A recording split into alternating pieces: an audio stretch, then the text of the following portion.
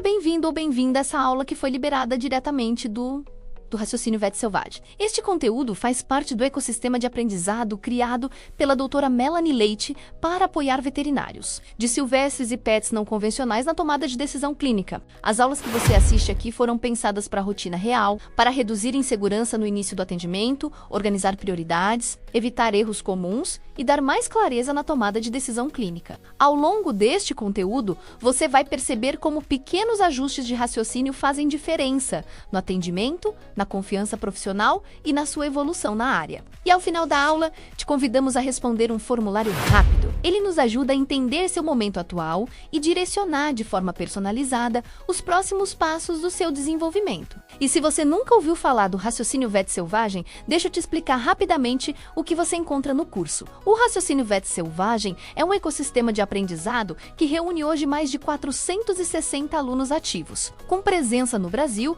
e em 10 países da América Latina, e uma comunidade com mais de 350 veterinários trocando experiências de forma contínua. Aqui, o foco não é decorar protocolos, mas organizar a forma de pensar diante dos atendimentos mais desafiadores da rotina com silvestres e pets não convencionais. Isso significa mais clareza no início do atendimento, menos insegurança na tomada de decisão e mais confiança para conduzir casos reais. Além das aulas gravadas, os alunos participam de aulas ao vivo semanais, com discussão de temas práticos, troca com outros profissionais e acesso direto à doutora Melanie Leite e a especialistas convidados, o que mantém um aprendizado constante e conectado à realidade do campo. E para quem busca uma vivência ainda mais profunda, o VET Selvagem também oferece imersões presenciais, com até 14 dias de duração, onde teoria e prática se encontram, fortalecendo o raciocínio clínico, tomada de decisão e construção de carreira.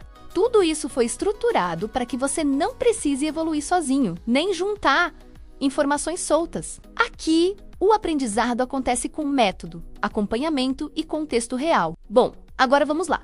Se preparem que a aula já vai começar.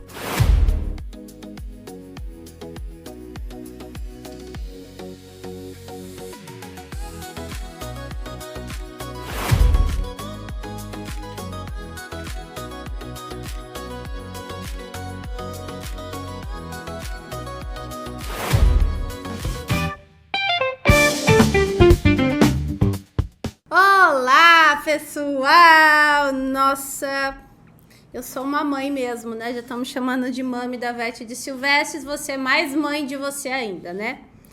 Aqui, eu conversei muito com a equipe, falei para eles da importância de eu falar um pouquinho de emergência para vocês, principalmente em aves, né? Que é o grupo de animais que vocês mais atendem.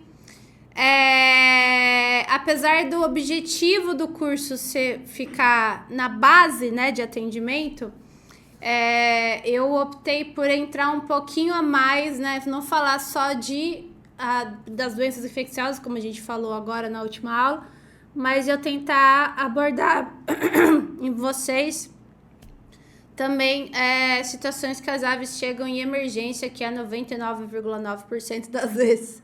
Né, a gente vai ter situações de emergência. Então, não é uma aula de emergências, é uma aula de dicas emergenciais para vocês, tá? Como eu já dei um spoiler para vocês, a gente vai ter lançamentos de conteúdos cada vez mais aprofundados. Esse daqui é o básico mesmo, mas para quem tem interesse, para quem gosta e para quem precisa, a gente vai cada vez se aprofundando mais, que eu prefiro muito falar de forma mais aprofundada e tô me segurando muito para me manter aqui no raso o tempo todo, tá? Mas vamos lá. Então, o que a gente vai falar aqui para vocês? Eu fiz um compilado, tem bastante humor nessa apresentação também, para não ficar tão pesado assim para vocês, né? Em parceria aí com a Mega Azul, né? Com algumas artes bem legais. Mas as situações mais comuns, tá? Que eu posso dar algumas dicas que, obviamente, novamente, você não vai ter em livro, não vai ter nenhum lugar falando o que eu vou falar aqui. Isso aqui eu adquiri com a vivência, com a rotina, com a frequência, né, de anos aí atendendo esses animais, tá bom? Vamos lá. Vamos lá. La calopsita de papel, né? Olha só que legal, né? Quem não viu, né? esse seriado, La Casa de Papel, né? Olha que tal, né? Tá aí uma arte bem legal aí da Mega Azul, com um dos pacientes mais corriqueiros e mais comuns que a gente tem, né? Hoje a calopsita é um mundo à parte, assim. Hoje tem tutores de calopsitas extremamente viciados em produtos de calopsita. O cara se veste de calopsita, o cara tem estojo de calopsita, camiseta de calopsita. Então virou um grupo muito bem abordado aí também pelo marketing. Cada vez que isso daí vai sendo divulgado, a gente vai tendo cada vez mais calopsitas pra gente atender, né? Então a Mega Azul fez essa jogadinha aí muito legal para poder mostrar para vocês o tanto que esse paciente, tanto que esse animalzinho tá se tornando um ícone, né? Assim como acontece também com porquinhos da Índia, com outras espécies. Vou dar outro spoiler para vocês, que acho que nem a Nanda sabe. Tem uma grande amiga minha que se chama Luísa Oliveira, é uma ortopedista de São Paulo. Eu acho que eu falei para a Nanda ontem. Ela tem uma loja de joias que se chama Prata Pet. E é uma baita de uma profissional, tanto como veterinária como empreendedora. E a gente conversando bastante, né, juntas aí pra gente tentar lançar uma linha minha, né, de produtos aí da Luísa. A gente vai partir do começo, né, o meu primeiro produto vai ser um pingente de calopsita. Que fofinho, né? Vai ser tudo banhado em zircone, então não vai escurecer nunca, apesar de ter um tom prateado. Então eu tô muito feliz aí. A gente tô pensando em usar alguma forma de contribuição para alguma ONG, alguma coisa assim de resgate mesmo de aves. Eu tô pensando nisso ainda. Mas quando lançar, vocês vão saber, o mundo inteiro vai saber, o Instagram vai saber e vocês vão comprar sim, tá? Para ajudar a Tia Mel, primeiramente. Mas, tô brincando, mas para ajudar essa ONG, essa coisa aí que eu vou ainda escolher qual que eu vou ajudar e pegar aí a porcentagem das vendas e tudo mais, tá? É uma forma que a gente tem de divulgar, né, o nosso trabalho, é uma forma que a gente tem de mostrar a importância, né, de animais silvestres aí na veterinária, e é lindo demais, né? Um animalzinho maravilhoso, uma mini cacatua fofinha que tem cara de filhote a vida inteira, né? Eu gosto demais. Opa, passou muito. E aí, o que eu fiz, né? Que, de novo, né? Mãe de todos aqui. Além de eu ter colocado na outra aula, né? A parte de introdução de aves, o Avian Medicine, o Carpenter, e aquele lá de clínica e o tratado, eu coloquei mais outros livros que eu uso o tempo todo, toda hora, a vida inteira, tá? Então, a gente vai ter o Meider, que é... Cara, se eu pudesse, eu tatuava esse livro na minha testa. É o livro que eu mais uso, tá? O Meider é um dos ícones que a gente tem aí, um dos papas da medicina, da herpetologia veterinária, então englobando répteis e anfíbios. O Avian, que eu já falei para vocês. O Tratado do Zal. Esse daqui é muito legal, que é um formulário da Besava, né? Que é como se fosse um Carpenter também. Esse livro de Fish do Smith livro de Fish, né? Olha, eu tô tão poliglota que eu tô misturando. Desculpa, gente. Desculpa que... Fazer o quê? Tá brincando? Esse livro de peixes fala bastante de doença e medicina de peixes. Tanto marinhos, tanto aquários marinhos quanto aquários dulcícolas. Então dá pra gente trabalhar bastante isso daí também aqui. Aqui é o Meyer, né? Que é o Jean Meyer, pra mim também é um cara, falando em tartarugas, ele é uma pessoa espetacular quando a gente trabalha com ele. Esse livro aqui a gente tem o MacArthur, o Wilkinson e o Meyer. Como o Meyer é mais fácil de gravar, eu gravei o Meyer, tá? E aqui do Troiano, um grande veterinário argentino, amigo meu pessoal, conheci ele na faculdade, que traz esse livro Doença dos Répteis aí de uma forma muito objetiva, bem parecido com aquele Clínica de Aves que a Nayara mandou pra gente, em PDF. Para um segundinho só. Aí.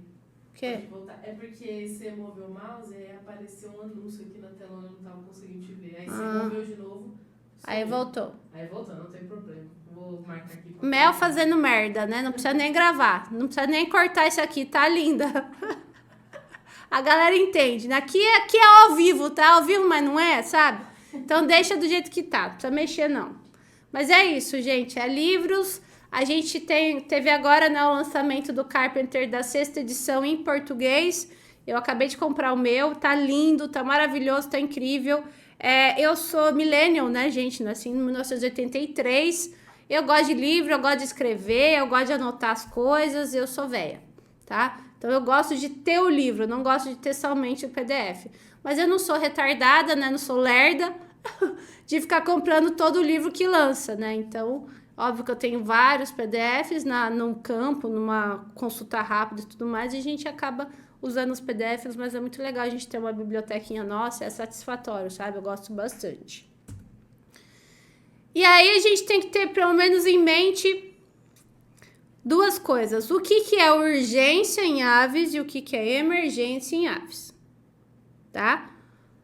Esse bico de banana aí chama ecletus, tá? Se você vê um ecletus verde, ele é agressivo? Mais ou menos. Mas se você vê um ecletus vermelho, a fêmea do ecletus, ela é bem sanguinolenta, tá?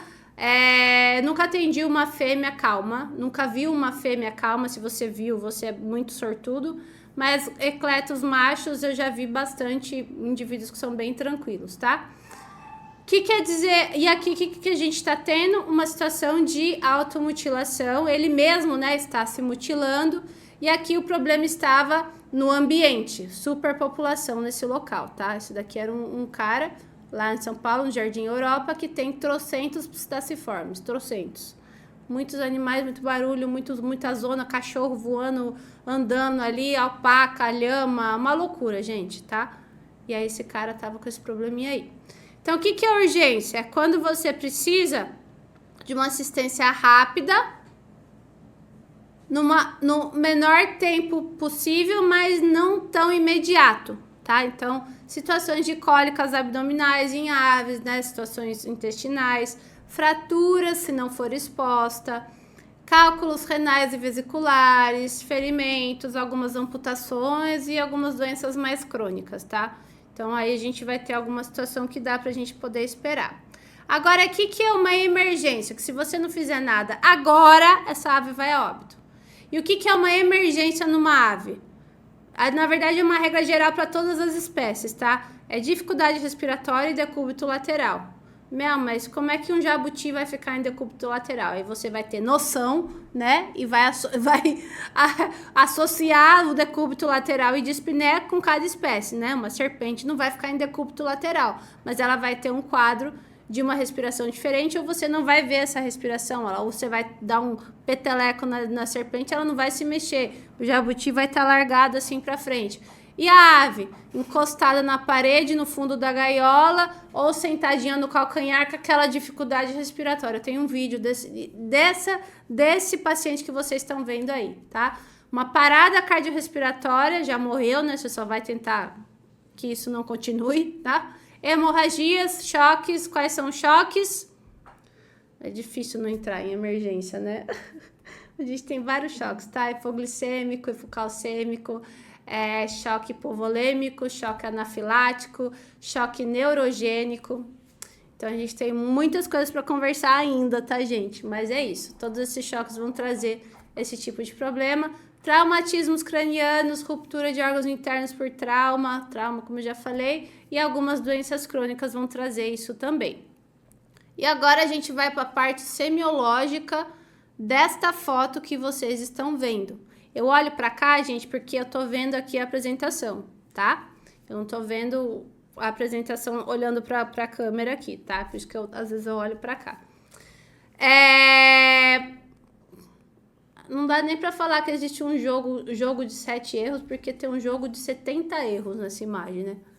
É um papagaio verdadeiro, né? Uma espécie que a gente chama de Amazona aestiva.